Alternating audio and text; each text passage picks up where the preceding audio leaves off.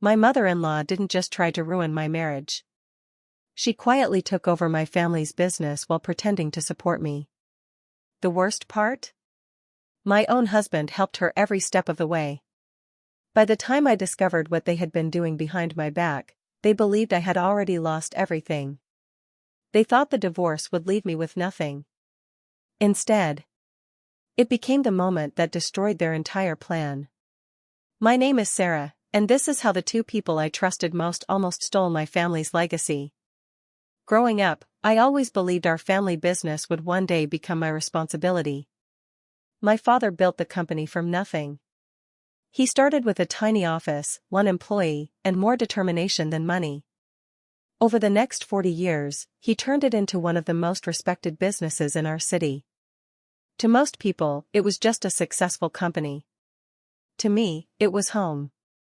Some of my happiest childhood memories weren't from vacations or birthday parties.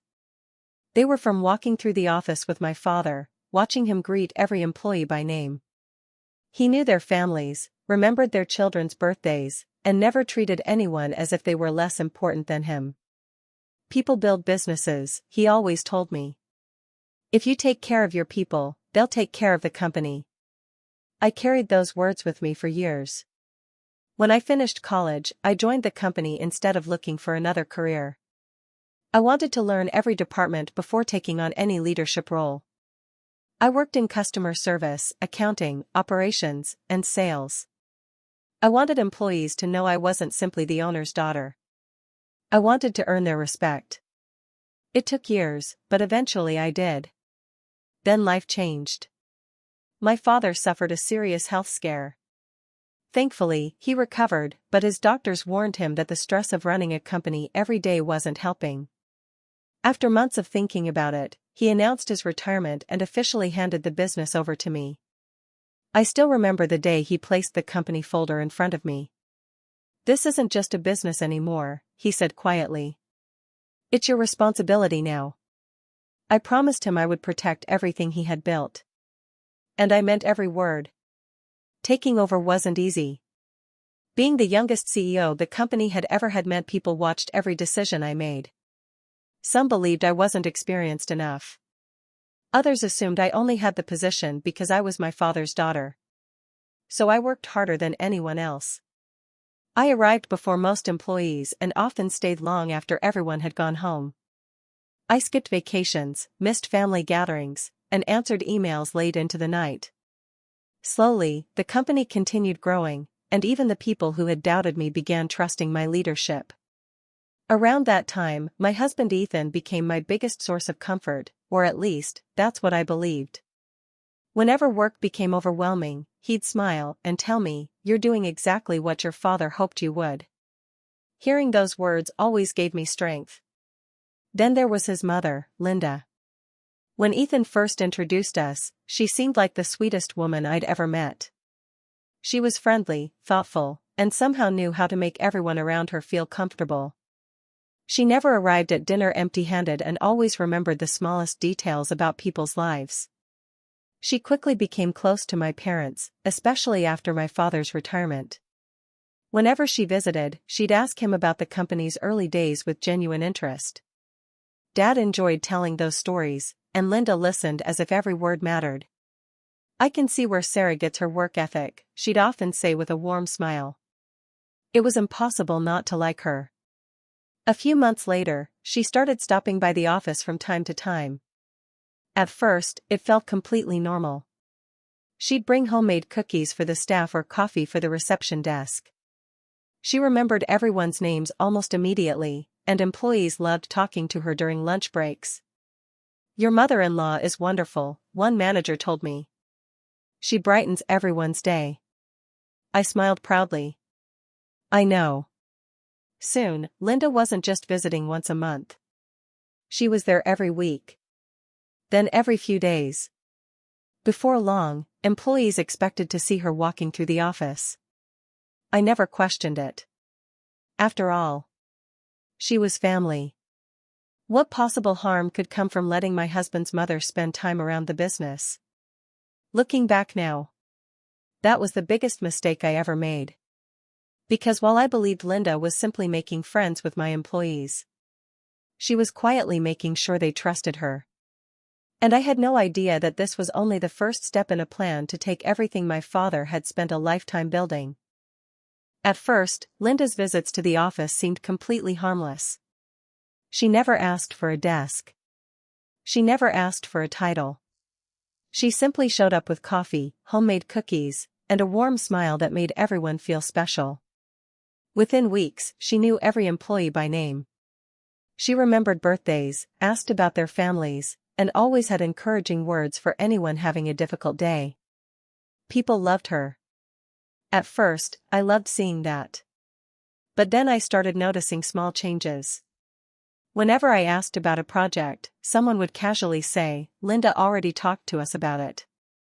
Another employee would say, "Linda thought this would work better." Those comments didn't seem important at first, but they became more frequent every week. One afternoon, I walked into the conference room and found Linda sitting with 3 department managers. They were discussing ideas for improving the company. The room became quiet the moment I walked in.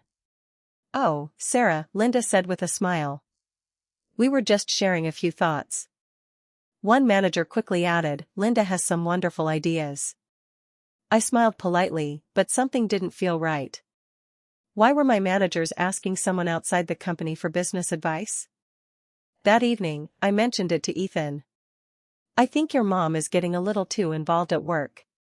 He looked at me like I had said something unreasonable. "She's only helping." "I know, but people seem to listen to her more than me." He shrugged. "Maybe that's because she's easier to talk to." His words hurt more than I expected. Instead of supporting me, he made me feel like I was the problem. A few days later, my father visited the office. As we walked through the building, he noticed employees gathered around Linda, laughing and asking for her opinion. After a long silence, he looked at me. "Sarah, whose company is this becoming?" I forced a small smile. "She's just being friendly." Dad slowly shook his head. "Friendly people don't usually become the center of every business conversation." His words stayed with me all day. The next morning, I arrived at the office before sunrise. To my surprise, Linda's car was already in the parking lot. She had no reason to be there that early. Curious, I quietly walked inside through the side entrance. As I passed the conference room, I heard familiar voices. Linda was inside. So was Ethan. I stepped closer without making a sound. Then I heard the sentence that made my blood run cold. "Just a little longer," Ethan said quietly. "Once everyone trusts you more than Sarah, she'll step aside on her own." I froze outside the door. Unable to believe my own husband had been helping his mother take over my family's business. For a few seconds, I couldn't move. I stood outside that conference room, trying to convince myself I had misunderstood what I had just heard. But deep down, I knew the truth. Linda hadn't been helping me. She had been replacing me. And Ethan, the man who had promised to stand beside me, had been helping her all along. I quietly walked away before they could see me. My hands were shaking, but I refused to let my emotions control me. That night, Ethan came home acting like nothing had happened. "How was your day?" he asked with a smile. I forced myself to smile back. "Busy, as always." For the first time in our marriage, I looked at him and realized I no longer knew the man standing in front of me. Instead of confronting him, I stayed silent. If they thought I knew nothing, I wanted to keep it that way. The next morning, I contacted an independent business lawyer. I didn't accuse anyone. I simply explained that I needed a full review of company records and access permissions. Over the next 2 weeks, everything was checked. Emails, meeting schedules, employee permissions, internal approvals. The results were worse than I expected. Linda had been included in confidential meetings she had no right to attend. Several department managers had started reporting important updates directly to her instead of me. Even more shocking, Ethan had approved access that should have required my permission as CEO. It wasn't illegal. but it clearly violated company policy. Then something unexpected happened. One of my senior managers asked if we could speak privately. She looked nervous as she handed me a folder. "I think you deserve to know what's been happening," she whispered. Inside were printed emails and meeting notes. Linda had been encouraging managers to depend on her instead of me. One message caught my attention immediately. "The company will soon have new leadership. Start bringing major decisions to me first." I read that sentence 3 times. There it was. The proof I had been searching for.